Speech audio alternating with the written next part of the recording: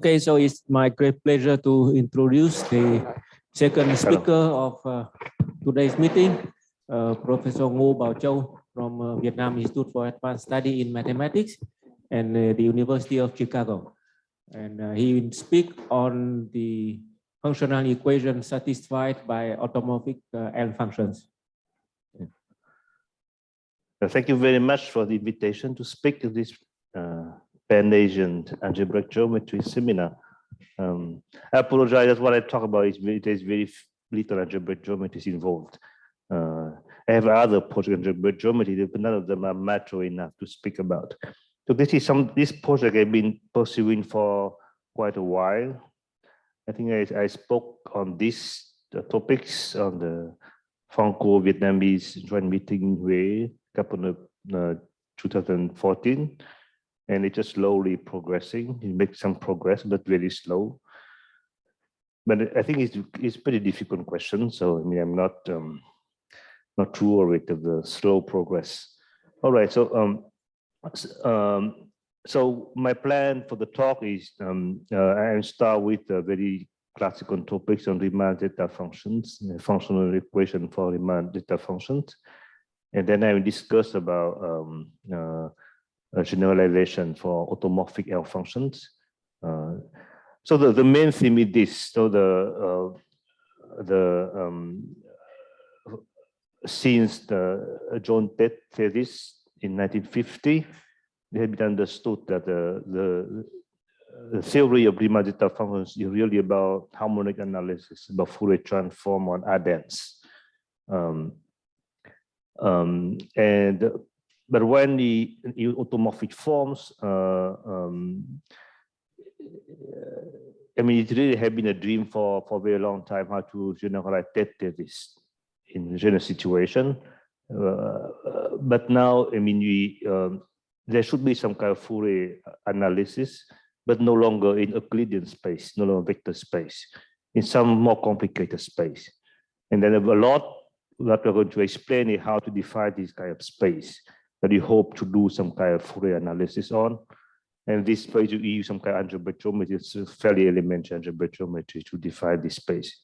So this is what I want to explain. So let me start with Riemann zeta functions. Everybody know. So this is zeta of S, the sum of n to the minus s over the positive integers. And S here is complex numbers of real party greater than 1 that assure this theory to be convergent. And in this domain, it has this Euler factorization. So the product over prime numbers, right? This is the one. The identity is formal is basically equivalent to the fundamental theorem of number theory. Every integer can be factorized uniquely product of primes. But to make have a sense, you need to have the real party of S greater than 1 to have absolute convergence, right? So what really, I mean, this theory has been discovered by Euler, so 50 years before Riemann at least. But it was Riemann who have the kind of great idea to think of S as the complex numbers, and then to prove that there's actually meromorphic continuations. So zeta of S makes sense even for for every complex numbers. So it may have a pole at S1 to 1, and that's it. And it has these functional equations. This when you flip S and 1 minus S, and then you have zeta S is related to zeta 1 minus S. But there's kind of mysterious factors and gamma factors. So you need to add these gamma factors. Some gamma function involves some pi to the minus S. And then when you add this factor in, then this function called the C function is really satisfies CS equal to C1 minus S, right?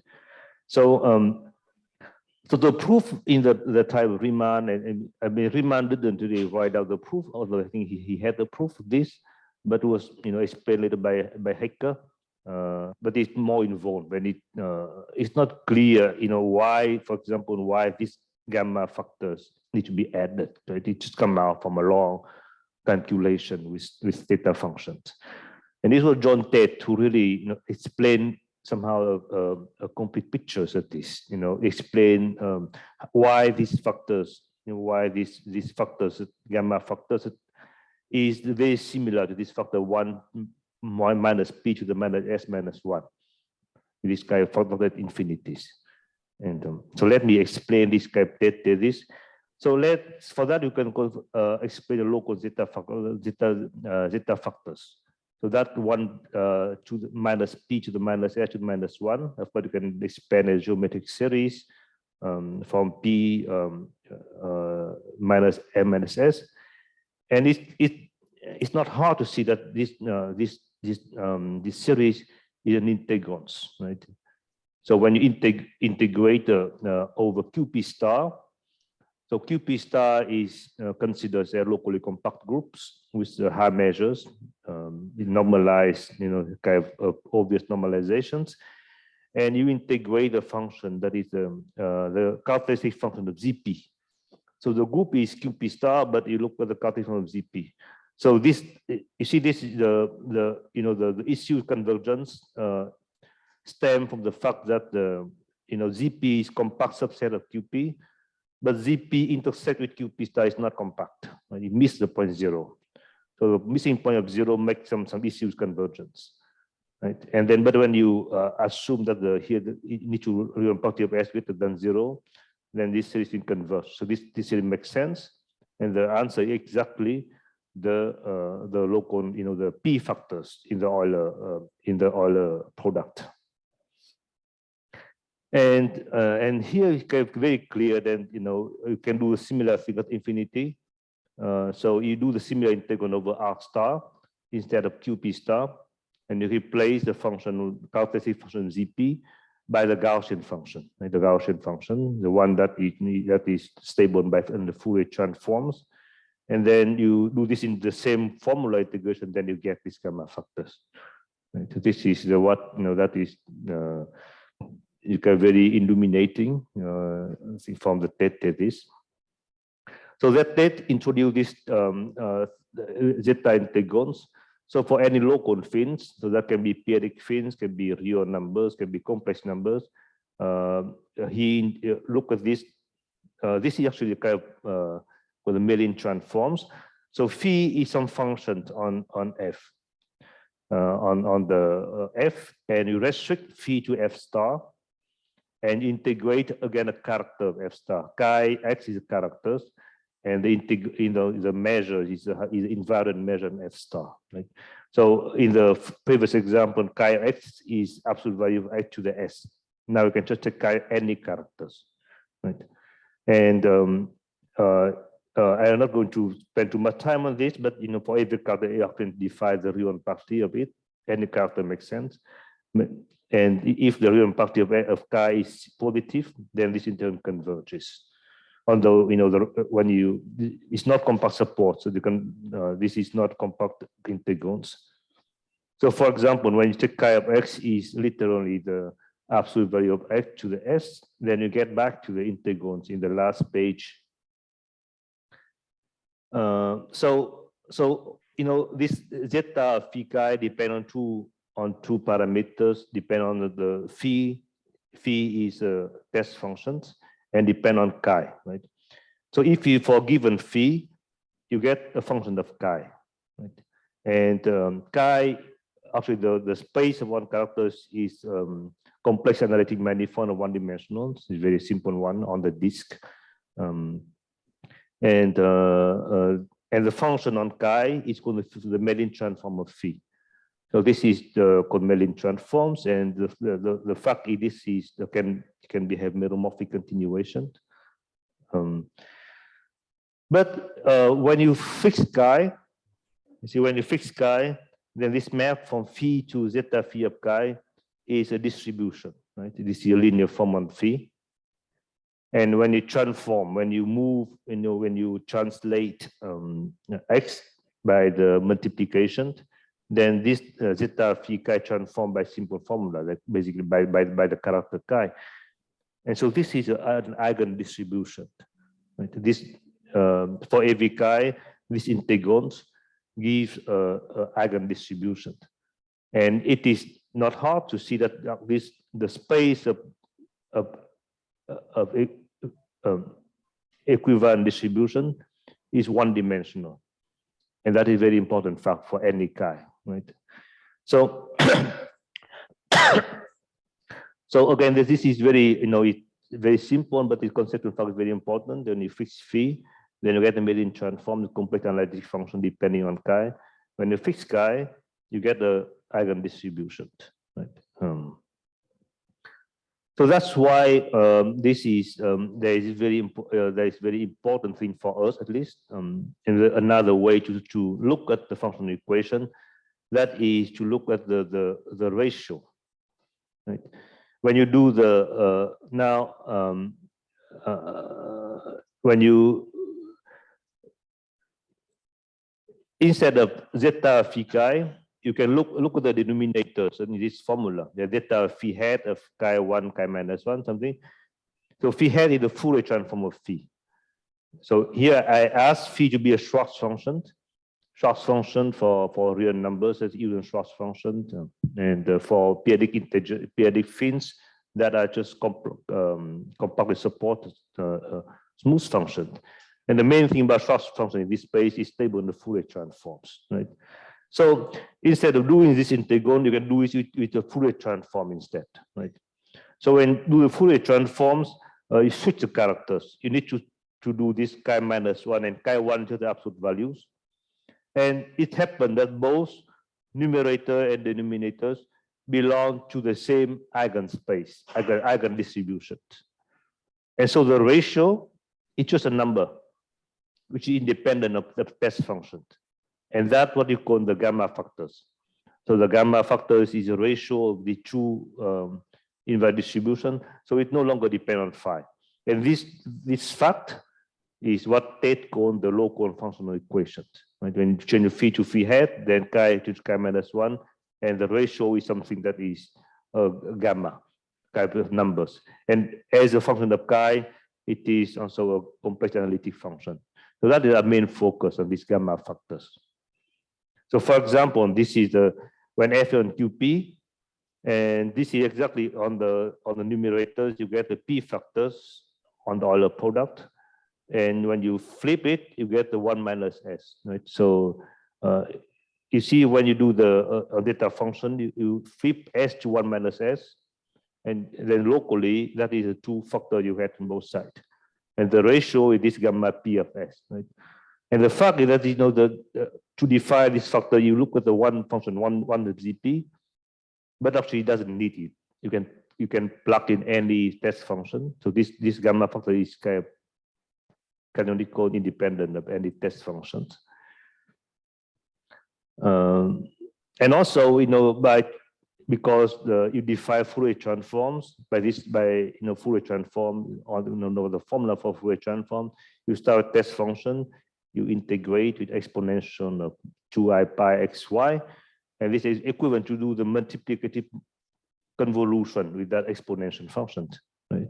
So formally, you can define gamma factors as a Meridian transform exponential function. So that is the formula right here. So psi is additive characters. So this is, I here wrote the formula for real number 2i pi of x. Right? And then if you integrate against chi, and that is gamma factors. Of course, this integral is much more problematic. It's not convergent. You have to do some more regularizations, but it makes sense. That is gamma factors. Right? So this is one of the definition of gamma factors, that is independent of any test function, but it requires regularization. And now, the gamma p is the ratio of the p factors on both sides of functional equation. So you want to think of the global functional equation, which is the product on this gamma factor is 1. Right? So this is kind of a very compact way to write the functional equations. But this is very, very nice for to remember it. But there is no way to make sense of this formula. So this formula, this product doesn't converge anywhere. So there's no way to make sense of this formula just because this doesn't make sense anywhere. But it's kind of nice to think of the functional equation is equivalent to the product of all gamma factor equal to 1. So, but the correct way to think of this is after some manipulation, it's the same as the Poisson summation formula. You start with the function phi and do the phi hat, and the summation on the discrete group Q, the rational numbers is really the discrete co-compact subgroup, and you have this formula, and this formula is, there's some manipulation to be done, but it's equivalent to this global functional equation. So that, I just gave you some kind of glimpses on how TET reinterpret the functional equation, the Riemann zeta function. And so there's many proof, but the proof, TET is really have some kind of definite treatment, because every single factor is being explained, right? So let me recapitulate this. You can forget about it, just become very much a Fourier analysis. So we have the space of Schwartz function. So for example, the Schwartz function QP, now is smooth function compact support on QP. And inside you have this one basic function called the characteristic function of ZP, right? And you have the Fourier transform, which stabilize, this basic function. And then you have the addends, so kind of restrict product over on the QP and the R. It's kind of gigantic group, but it's still small enough because it's locally compact, and you can define. It looks a bit artificial here, but you can make it, more conceptual. The Schwartz function is going to be a product, a tensor product, basically. But you want that almost everywhere. The factors is going to be the basic function, 1ZP. And for finally many places, you can choose whatever Schwartz you like, right? And this is and you have the Fourier transforms operating on the Schwartz function QP and operating on SA, and then have Poisson summation formula. So this is very basic Fourier analytic package on the addends. But when you apply the Mellin transform into this, right? Locally, you get the local zeta factors, and globally, you get the global functional equation. So just start from this basic Fourier analysis, apply Mellin transform on it, then you get the Riemann zeta function. You can at least a functional equation and a continuation of the Riemann zeta function. So that is the point that was made by John Tate. Okay. So now, somehow it is not enough, from the many point of view, Riemann zeta function is not enough.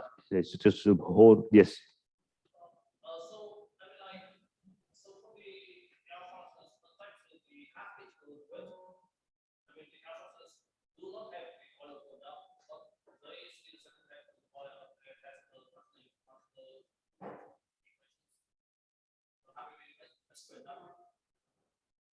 Yeah, I'm not specialist of half integral weight, but I think that for automorphic form, every L function automorphic form is have all the products by definition. But no, it is if it is eigen form or Hecker operators, it must be. Let me come back to this. So we want to study the large family of L function. That was introduced by Langlands. So let me try to again to go forward maybe 20 years. Go to the Langlands family is conjectures. So for simplicity, I assume that we split. When for reductive group, a split reductive group. Otherwise, there's some complication I don't want to go into. So we split reductive group and over some number fin k, and the automorphic representation is going to be some representative of this group G of A. That appears in some space, functional space. And they are irreducible. And so this has to be a tensor product. It's not a product. So pi tensor product pi V.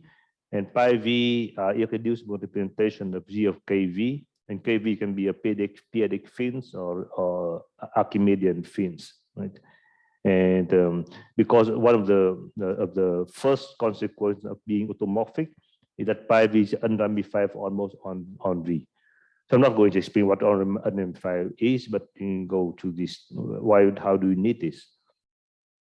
So when the group is split, a Lagrange dual group is kind of easy. It's just the complex reductive groups whose root system is obtained by inverting root and co-roots. It sounds kind of artificial operation, but there's many other way, more conceptual, explain this notion.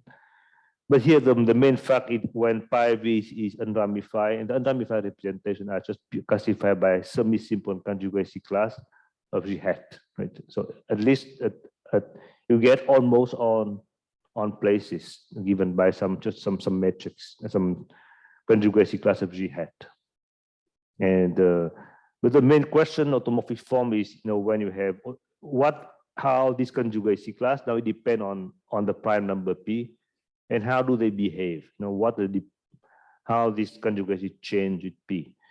So this is very difficult questions, and the only way you can say something about this is just to form an L function by studying form on this conjugacy class.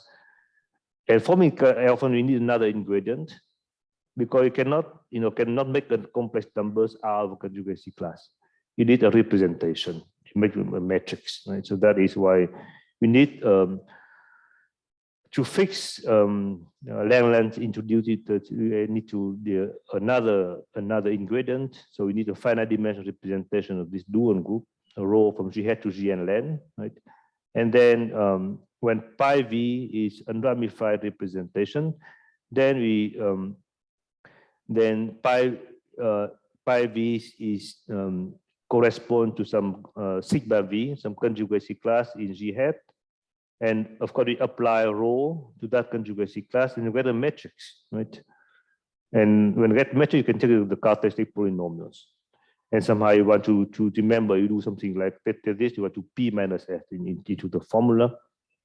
Right? So it very much the same as the function of the data function, but it just insert this conjugacy class, right? And for the determinant, characteristic polynomials.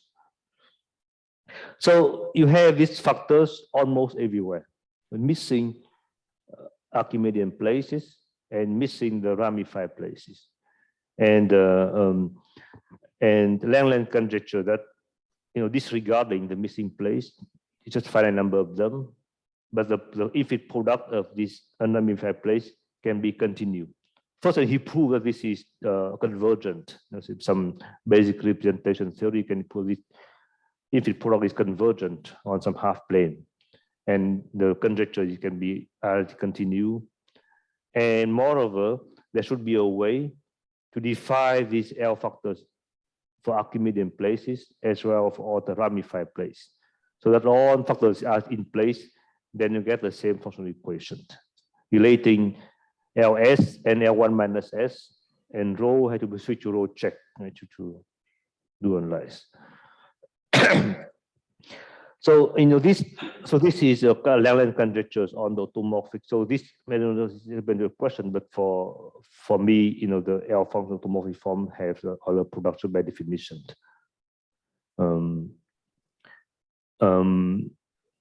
So this is one of the conjectures. So in this kind of amazing papers, he formulated a whole set of conjectures, interrelated conjectures, one explaining other, but you cannot prove any of them. But now you make enough progress into them. But so this is one of the conjectures. But he explained how this conjecture follow from another conjecture that he considers as kind of the big goal, the problem we could form totality conjectures. So let me explain this. So first of all, this conjecture is actually known for the most. It's very important case, but it's the most immediate case. When G is Gn len, then G hat is also Gn len, then you can change rho to be identity, as you call the principal L function.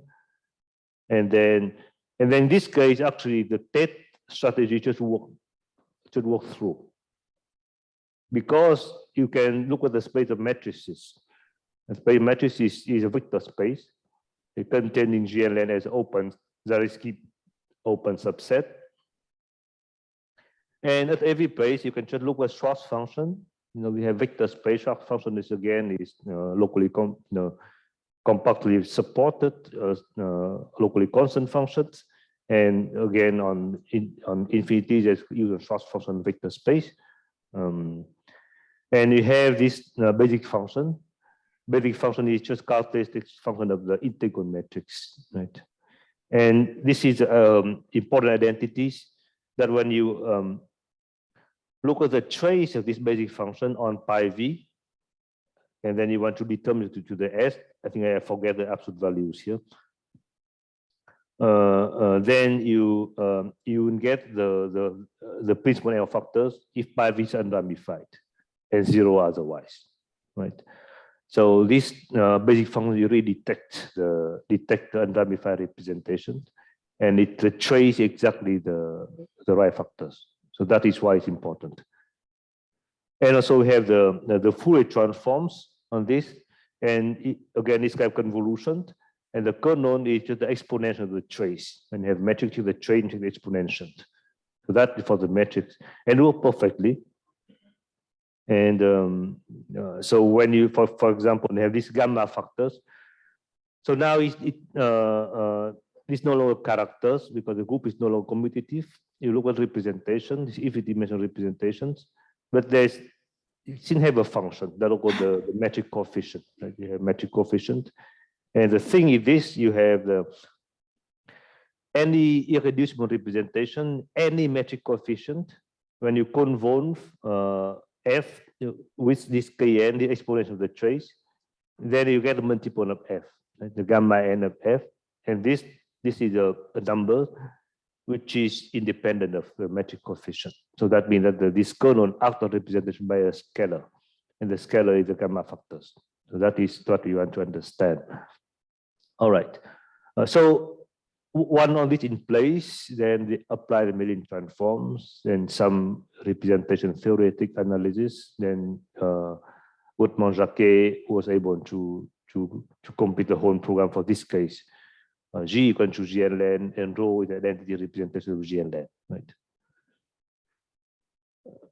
Of course, it needs a partial summation formula. This is but now Langland functoriality conjecture it is.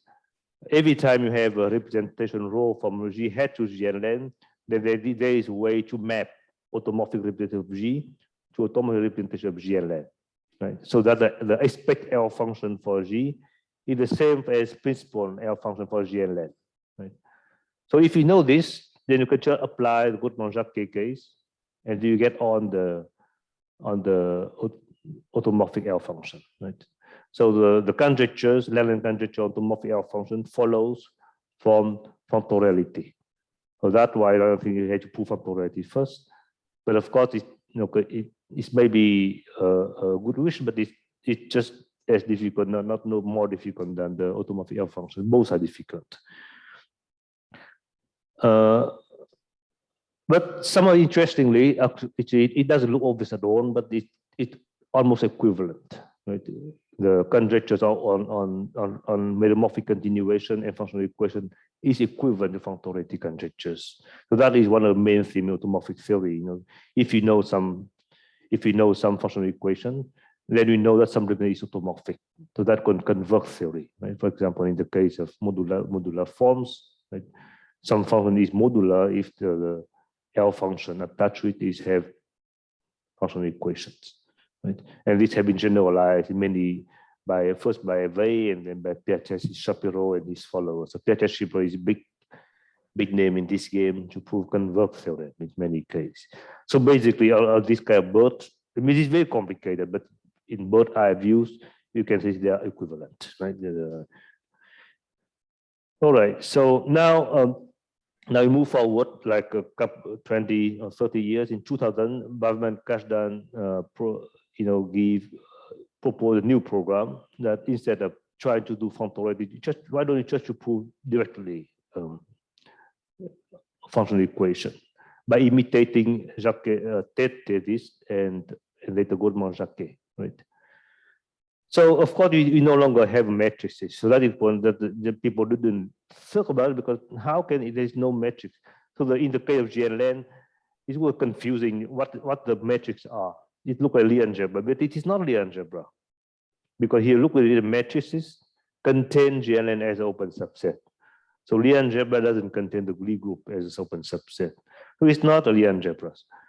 So what we have to shoot for is some kind of algebraic varieties. So for AV representation rho, with some condition that I ignore for now, you have to define some algebraic variety M rho that contains G as an open subset, right? Depending on representation rho. And you want to have a space of functions on, you can see either on function on G or on M rho, right? It's going to be a smooth function on M rho with a relative compact support on this bigger space, right? And it has some kind of asymptotic behaviors on M rho. So this is very question. I think it's very should be interesting for working on singularity theory, because the expectation is in the case of Goodman-Jacquet, M rho is a matrix, so the space is smooth. The space is smooth, it takes the smooth function, right? But now when in any other case, M rho is not going to be smooth. So have singularities, and the asymptotic behaviors of this Schwarz function have to be prescribed by the type of singularities M rho. Right? So this is kind of expectation, but this is not done yet. You can do something about it. Let's explain later. So in this space, Schwarz function has one distinguished members called the basic function, with the same properties that the trace of this function on PV and twist by the determinants had to be the L function. You know, had to distinguish on this unramified representation and zero otherwise. So that is a basic function, something that replaces the characteristic function of the integral matrix in the case of Goodman-Jacquet case. And finally, you need to find some Fourier transforms. So that will look very complicated because no longer vector space. How can you do some Fourier transform on this? But the thing is, you can just look at some kind of invariant function, K rho, right? Invariant, stable invariant function, so that when you conform with metric coefficient, then you get some scalar. And the thing is kind of very chicken and egg. You do not know the function, but you want it act at the gamma factors, but you don't know the gamma factor either, right? So you need to do so that in the case that you know the gamma factor, it should be the right gamma factors, and kind of bootstrapping strategy. And also you need some kind of Poisson summation formula, and that is fairly difficult because there's no vector space, and the Fourier transform looks kind of crazy formula. How can you pull the Poisson summation formula? This is still quite out of reach. But I'm going to say that you can fairly good progress on the basic function, and also actually quite surprising, you can get some understanding of this Fourier transform. So that's what I'm trying to explain to you. And so now this is now I'm going to explain a little bit algebraic geometry. Is going to do is this the M rho is going to be called the monoid, reductive monoid, because you want that G embedded into M, and the action of G on the left and right translation extend to M, right? So this is normal algebraic varieties, and because it's normal, this it have a multiplication. They become kind of normality extension by normalities. So M actually a monoid, and that's kind of this is most familiar. Quite familiar because if G is torus, this is just toric varieties, right? But when G is not a reductive group, then you have a very rich theory of reductive monoid developed by people that not so well known, Pucha and Renner, but a very rich theory with very complicated combinatoriums. I think it really need, because the people tend to think about the theory of reductive group on one side, theory of toric variety on the other side have no intersection, but they do in this, they have common generalization to this kind of reductive monoid theory. And by Renner, they actually a very at least simple way to understand this. I mean, at least theoretically, if you have this reductive monoid, and then if T is maximum torus of G, then you can take the closure of T inside the monoid, and maybe normalization of closure. And then it's just toric varieties, right? And of course, because the normalizer of the Y group, the normalizer of T act on T by conjugation, and this had to extend to the toric varieties, right? So this toric variety is just the W equivalent toric varieties. You have a torus, have W action, and you have toric, boundary, and you just want the W extend to your boundaries, and it happens to be equivalent. So that is very nice thing. To render theorem is the equivalent between W equivalent toric varieties for the maximum torus and reductive monoid of G, right? And the toric varieties are very easy, very easy to classify. They are just, strongly convex rational cone, right? And only one that is the cone needs to be W equivalent. That's it, right? But cone is actually the combinatorial quite complicated. That is a problem. But it's at least so now the point that you want the toric varieties for every representative Duon group. What kind of guess? It's actually a very easy guess. If you have a representation of G hat to GLN, right, and by kind of Y character formula, you can decompose into weight, right? So weight lambda lambda as in the set of character of T hat, the maximum tolerance of G hat, and M lambda is the weight multiplicity, right? So every character there's kind of weight multiplicities, and the sum of multiplicity had to be N, right? The dimensional representation. So you just get, from it's very minimal. You can extract from a representation something purely combinatorial that is kind of multi-set, right? For every weight you have multiplicity. It is very simple-minded, but it works to a certain extent. And so I'm sorry. So you can look at the semi-group generated by this omega rho, then they are surely convex. But for that, you need some of the center. So I will ignore this. But you look at the weight of representation. Basically, you want that the center act. There's some because G have determinants, and so G hat have the GM in the center. And you want to GM act on the by some positive weight, and that makes that on the weight go into one direction, and so you have a strongly convex cone. It doesn't contain a line in it, right? So that's how you can define the toric varieties. All right, so you have toric varieties, empty rho, and reductive monoid M rho, right? So this is very rough. I mean, we start from representation. We forget about everything, just the weight multiplicities, and then we forget everything. Just look at the cone that's generated by this. So it doesn't look good, but at least we get something.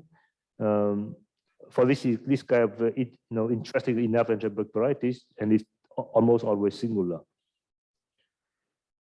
And so now we get the first result on this. So we look at the arc space of this monoid.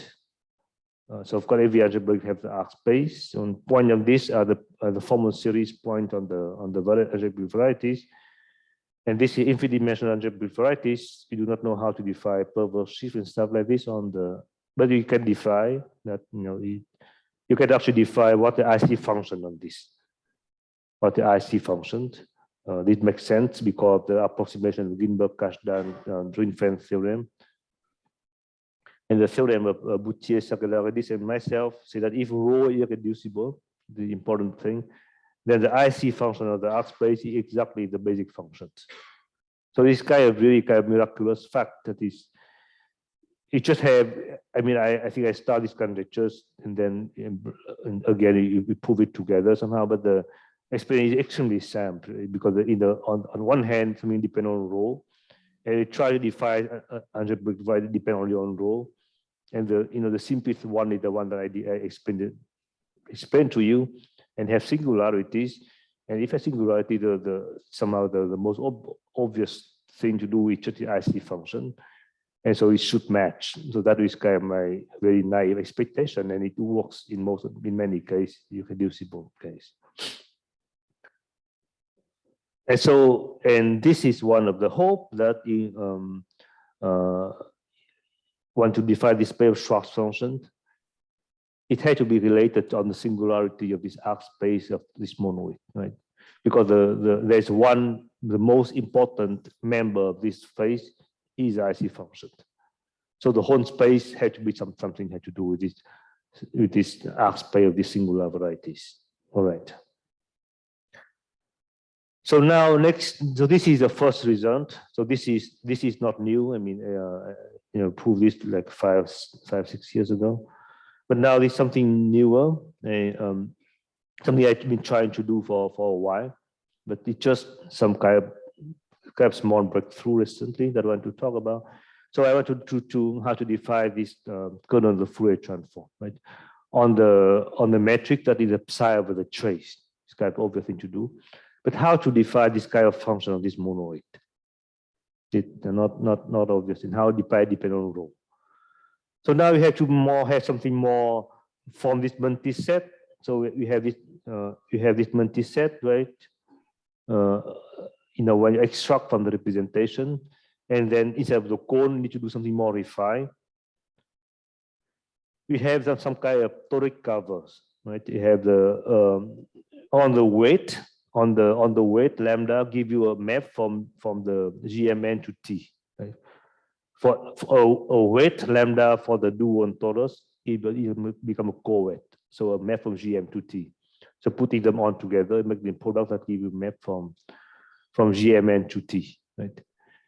And the way you construct toric varieties, I mean that this homomorphism of torus extend to a morphism of toric varieties. It is AN mapped to that toric variety that we consider, right?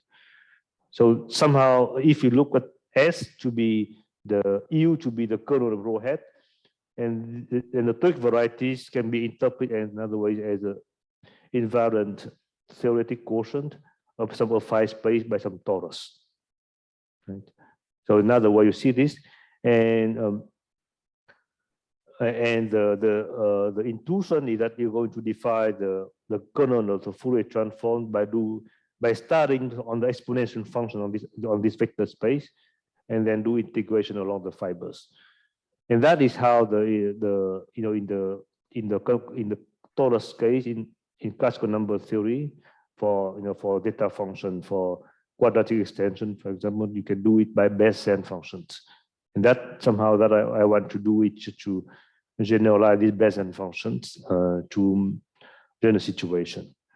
So that's what we do here. So we observe that by construction you have this W invariant W group acting on this, and you can do the quotient. And so we have this map from the quotient.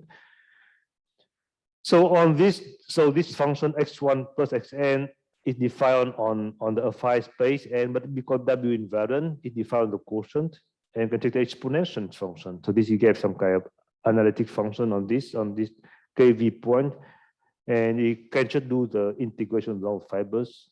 Some work has to be done on fixing measures in the right way, but then it's really some kind of Bayesian function. So the Bayesian function is the case when you do the quadratic extension, right? For example, from C star to R star, and then you integrate the exponential function on C along the circle, right? And that gives you the basic Bayesian function. You just generalize this to a very toric situation, right? And you see, because of this, it's not pure toric because you do this quotient by W, right? It's toric variety divided by W, and that is very close to the conjugacy class for GNLEN. So it happened that this function that called rho is a right transform for the toric case. It worked perfectly, and it is the same in the Goodman-Jacquet case too. So for a while, I think, okay, I got the definition, because it had to depend only on rho, and they cannot be too complicated. That is why I think so. The first construction that I get should be the right. So that is kind of only my naive expectation, and I check it on toric varieties. It works well. On Goodman-Jacquet case, it gives the right answer. They turn out to be wrong. So the next case, it doesn't work anymore. So this guy, I've been quite disappointed for a while. I don't know what to do with this because this function doesn't depend, it's not compatible on the basic requirement in representation theory that you have to be compatible with parabolic descent. So it doesn't even work for the principal series, that is the simplest representation. So it acts on principal series by the wrong gamma factors. Also, it's some good Monjak is some kind of very miraculous that by this function is doing the right work, but in general it doesn't. So we need to do something on this, need to do correction on this. So I've been a while, I really get no clue. So in every single case, when you compare, there's some kind of very small twist. It's not very far off, but I couldn't find some kind of the right recipe to do it. You need to modify it, very small modification to make it work.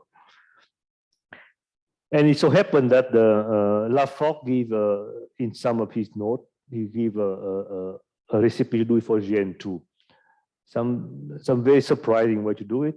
And so I started working on this with the postdoc on Ziling Luo, and we managed to generalize Laforgue formula for GNLAN.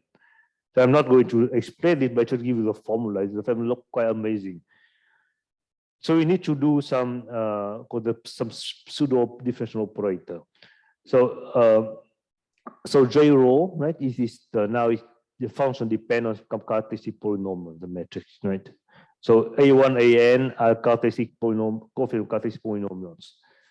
And now just introduce kind of by force. It's very strange. You have to do the Fourier transform on the characteristic on the coefficient characteristic polynomials. So we use the first Fourier transform from J rho, you get this J rho hat. So that is just the Fourier transform. There's a very strange Fourier transform on the coefficient of the characteristic polynomials. So now we have another function depending on the dual variable alpha 1, 2, and alpha n. And now instead of doing Fourier transform back, we multiply by some factors. That is a pseudo-different operator that you multiply by something. This is actually, it's just a polynomials. It's absolutely some polynomials. And then you get this K rho function. So let me just give you the formula for these amazing polynomials. This is the formula. So this DNA alpha, so you can just, because it's symmetric polynomial, you can just look at on the residual torus. So T1, T2, Tn, and it's going to be the product on the subset of n minus 2 element, right? And then, and for every subset like this, is come Gn n minus 2. And then we take just the thing that we use for the Fourier transform, the alpha I times the characteristic polynomial of this submatrix, right? So it looks very strange, but at least it's kind of very natural and symmetric polynomial that you can cook out. And it happened that this is the right thing to force the kernel to be compatible with the parabolic descent. And this very, calculation is rather long, but it just at the end it's the polynomial that works. So we are very happy. I mean, you're not completely sure yet that that is the right answer because I already admit a wrong conjecture once. I'm very unhappy about that. But at least we have the first block that make my conjecture wrong is now. It's no longer there.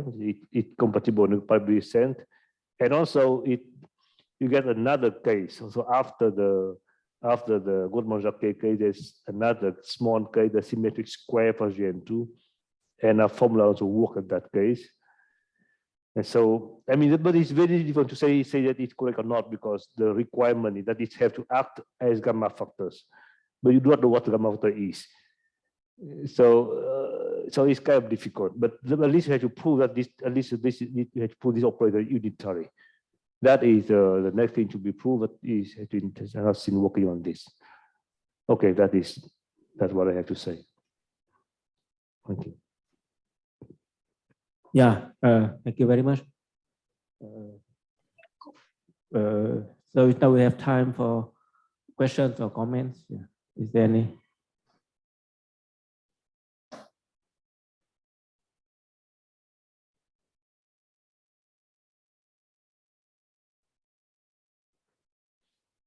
So in the first part, you described the presentation on making with the order product and the partial equations. So anything in his theory to, I mean, like give some hint on why the degree of L function should be integer? Integers? Can you say the question again? I mean, like, is there something in the, is some kind of hint in the thesis to explain why the degree of an L function should be an integer? So several conditions that mean like all the L functions have integer degree. I don't know about this. You know, you can explain me to this more. I don't know about this. Okay. Yeah.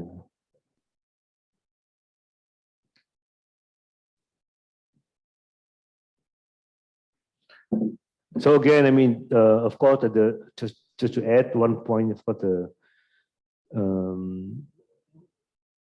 we need to prove that these operators that I define this kind of funny way, do the Fourier transforms on the Cartesian polynomials, and do this pseudo different operators correction.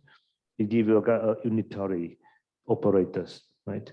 And that what I can prove it, and then I would be sure that my conjecture is correct. That is the right Fourier transforms. And of course, the next step, then I really have no clue is how to put the Poisson summation formula for this crazy but it doesn't look that bad, you know.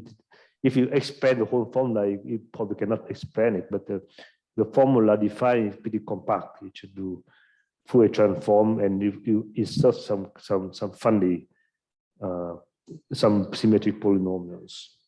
But I really want to understand more of the Lie theoretic interpretation of this formula, of this symmetric polynomial. Actually, I've been working on Lie group for 30 years, but I still haven't seen this symmetric polynomial yet, the first time.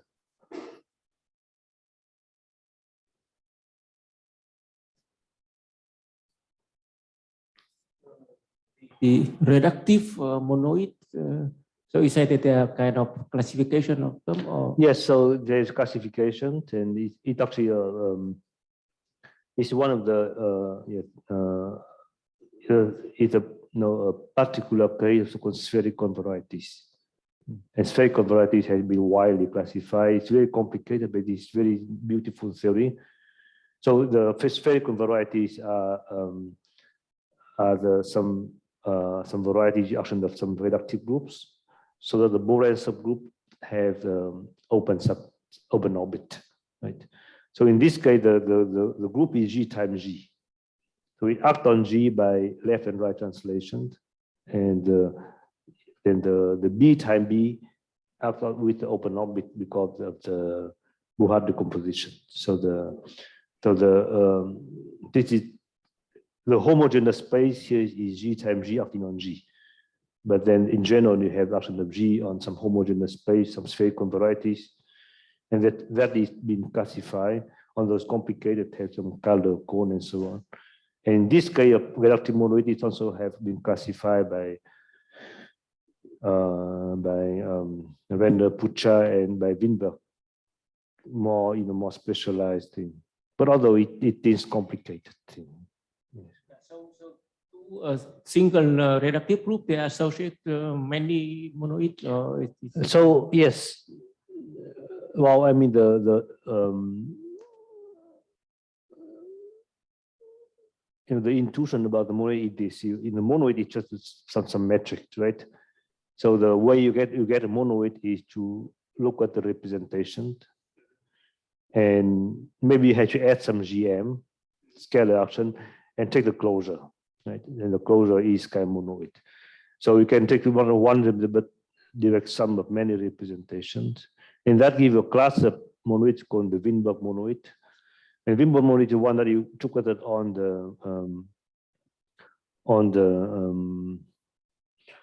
the sum of fundamental representation of the simply connected group, and then you add on the scalar action and take the closure, and that is called Winberg monoid. And that is related to the wonderful compactification, because when you remove the zero and then divide by GM, you get the Concini-Pochesi wonderful compactification of the adjoint groups. Right? And there's a special class of monoid called the flat monoid. It's not flat; it's something is flat, but that can be obtained from this kind of universal Weinberg monoid. So all the monoid I consider are actually flat monoid, so that you can obtain from Weinberg monoid. But there are the monoid. Yes. So, but it is really direct varieties, but it's more complicated because you start with the group of good characters, and you have to do some code inside, but the code has to interact with the root system in some way.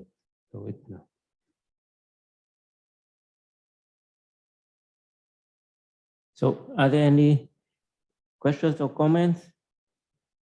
So if not, so let's thanks Professor Ngo Bao Châu for a very nice talk, and thank you for the attention.